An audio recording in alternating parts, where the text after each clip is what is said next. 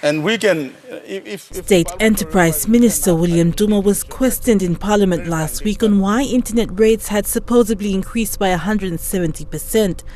Duma responded saying he didn't believe the figures were right, but claimed the Independent Consumer Competition Commission had approved internet increases. Those are figures that I do not necessarily agree, and we remain to be corrected by ICCC. And certainly, one would think that ICCC wouldn't even allow an 170% increase right across the board, automatically like that, as you would like to think. It does not make any sense. All I'm saying is that there are certain increases that have been approved by ICCC.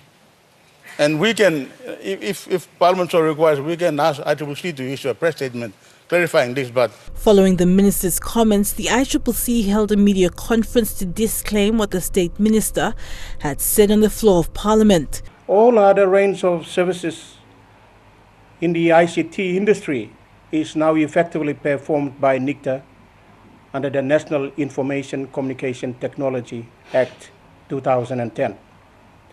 So this morning, effectively, the ICCC is not the regulator of the ICT, and it does not have any jurisdiction to deal with consumer issues, including setting of the prices.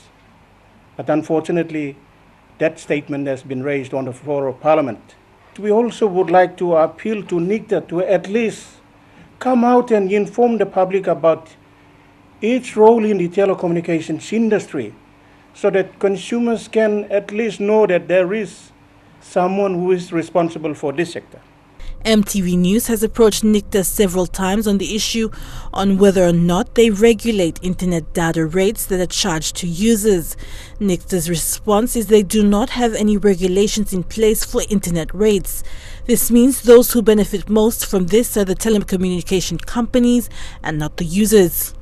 We recently asked the Prime Minister his perspective on the issue. If NICTA is saying that, why can't they propose to governments change the law so that we can regulate it?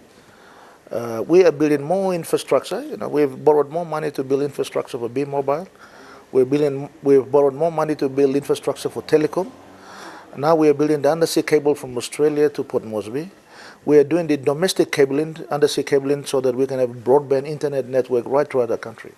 So government is investing in this key infrastructure. Why the services and why the cost of that services remains high is a mystery to me. I think that some of the service providers are becoming too greedy. But up until now, a regulation isn't in place to monitor internet rates, and users will continue to pay more. As PNG hosts APEC under the theme of digital connectivity, the question remains if the responsible government agency will seriously look into regulating the internet rates in PNG. Adelaide's Xerox Kari, National EMTV News.